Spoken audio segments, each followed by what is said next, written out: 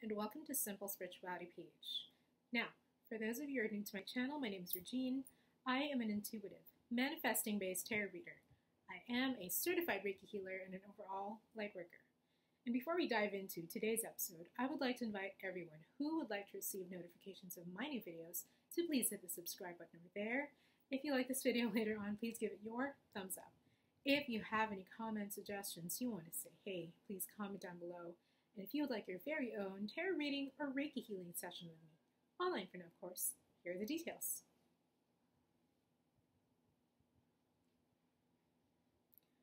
Alrighty, so let's get to the meat of the video. Now, this topic is something that was prompted over one of my observations actually these past couple of months. And it's also going to be included, I think, in a special video that I'm making, maybe in 2 to 2.5-ish months. I'll be able to unveil that video. But till then, this is what I'm going to do for the video for today. Now, a lot of people, and including myself actually, often ask the question, when is it okay to detach yourself from a situation? When is it okay to kind of like remove yourself from the situation? When is it okay to actually step away from a current situation? You know, because for a lot of us, stepping away actually means flight, you know, flight as in fight or flight. And so for majority of us, we only know fight or flight. It's either we go through the entire thing, right? It's either we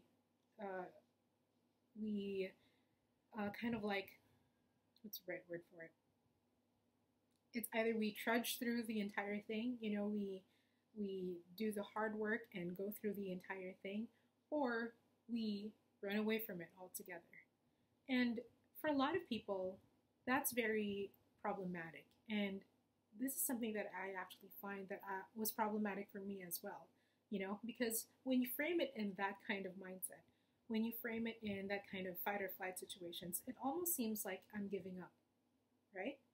And giving up is something that not a lot of people want to do, just for the sake of, or rather even for the sake of self-preservation, even for the sake of allowing yourself to feel better or to be in a better mental state, be in a better emotional state, be in a situation where you're actually safer in some situations, right? In some, in other contexts, right?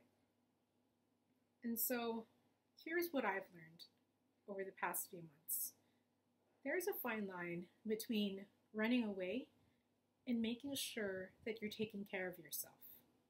For example, and this is a very common example that I have experienced in the past. This is a common example that I've experienced from my clients as well in the past, you know, situations that they've raised to me. The work situation. When is it okay to keep doing the work, the workload at your work, and when is it okay to push back?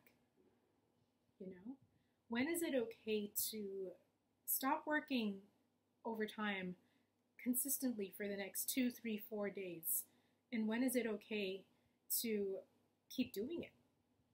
You know, how do you justify yourself? How do you tell yourself that you're not giving up by stepping away from the situation? How do you tell yourself that you are not putting yourself down, or that you're not showing up for yourself by refusing to do work, you know? And of course, this is in the context of an overloaded kind of situation.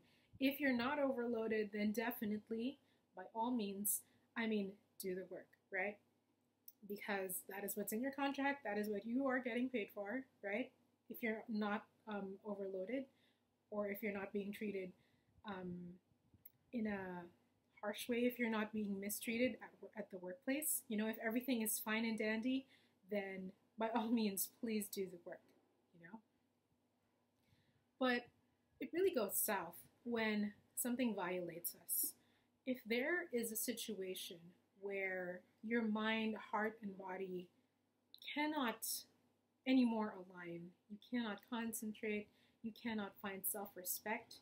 You cannot find self love. You cannot find self care, self appreciation in any of your bodies, in any of the things that you do when faced with this type of situation, then that's when it's okay to detach. That's when it's okay to say, hey, no, I'm going to choose something else and I'm going to remove myself from the situation so that I can actually fix it without being in this environment. You know, for example, let's take the workplace environment again. If you're feeling overwhelmed or you're feeling overloaded, you probably will not be able to fix that if you continuously and consciously stay in that environment of accepting more workload, of never pushing back, of always willing to do the overtime, of always going above and beyond yourself, even when you know that you're already fatigued mentally, emotionally, or physically, right?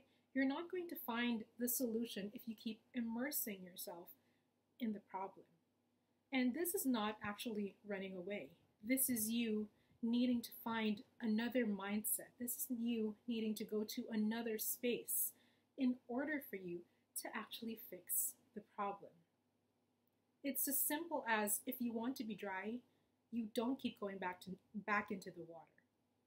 If you've gone out of the water and you want to be dry, you don't want to go back there again, right? You don't want to go back to the water because if you go back to the water, you'll be wet again. It's just as simple as that. And that is actually not running away from it. That's actually not flight. If there is something, a violation of your mind, heart, body, soul, you know, all of those bodies combined, all in one, then that is actually a call for you to get out of that situation first, because you will never find the answer there. Or if you do, you'll find it years down the line, which I've experienced that in the past as well. It took me years before I realized that I was in a bad situation, or before I realized that the situation that I was experiencing wasn't really beneficial to me. And I couldn't see it because I continuously immersed myself in that situation, in that context, not being able to see what the solution was, not even being able to see that that was in itself a bad situation, or a situation that was not for my own progress, a situation that was not for my self-improvement and not for my self-preservation as well.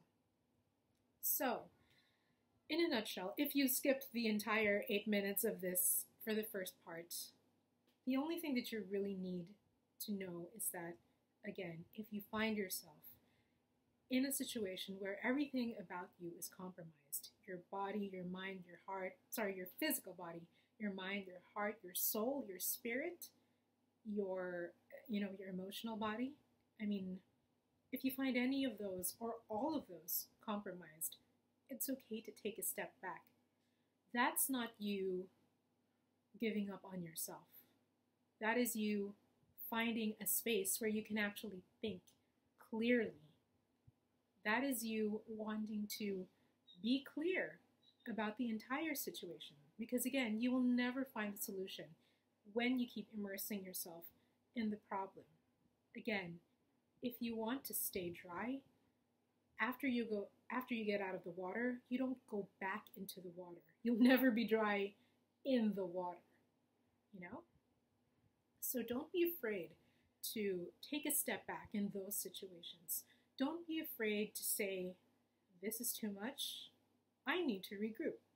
I need to find a mindset where I can actually think more clearly and I can assess everything that has been going on, and I can assess with an informed kind of mindset, I can assess with data. Sorry, nerd talk. That's what we call it. But I can assess with adequate information, where I can assess very, very clearly. And again, you're not going to find it when you're still in the problem mindset, when you're still immersing yourself, dipping your toes in the problem. You're not going to find it there. So the only way for you to find the problem is to find the solution is to, at least for the meantime, get out of it. And that is not the same thing as running away from it. All right? Now, when you do run away from it, this is usually, at least by my definition, okay? So don't, this is not a quote from anyone. This is my definition of running away from things, okay? Running away from something, running away from a situation is basically dropping everything before assessing the situation very clearly, you know? It's like, for example, it's like you know that you don't like experiencing this and you just automatically drop it just because you feel bad. That's not an informed decision, you know? Even on the energetic scale, you only consulted your emotions. It wasn't a balance of the energy of your mind, the energy of your emotions, the energy of your body even, right? Now, when you do run away from something, that doesn't take into account all of the things that are happening around you. It doesn't take into account the buy-in of what your mind is telling you, what your body is telling you, you know, what your heart is telling you on an equal level. And for a lot of cases, it doesn't take any of that into account because these are usually decisions that we make hastily, on-the-spot decisions that we regret later on, you know? So that is the big difference between the two. And for anyone who's struggling with this as well, I hope this was helpful. This was definitely helpful to me when I was deciding on a couple of things these past few months, actually over the course of a lot of months, for me particularly.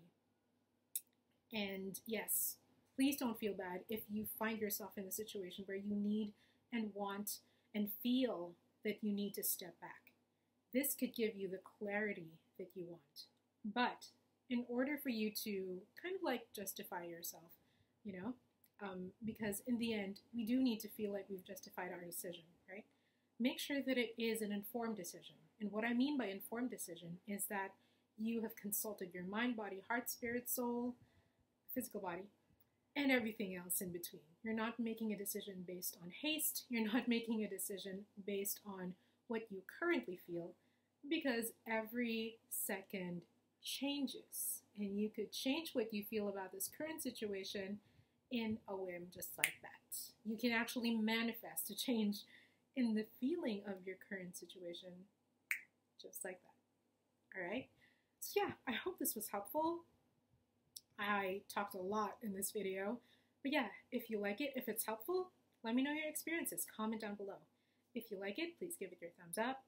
If you would like to receive notifications of my new videos, please hit the subscribe button over there. And if you would like your very own tarot reading or Reiki healing session with me, online for now, of course, here are the details.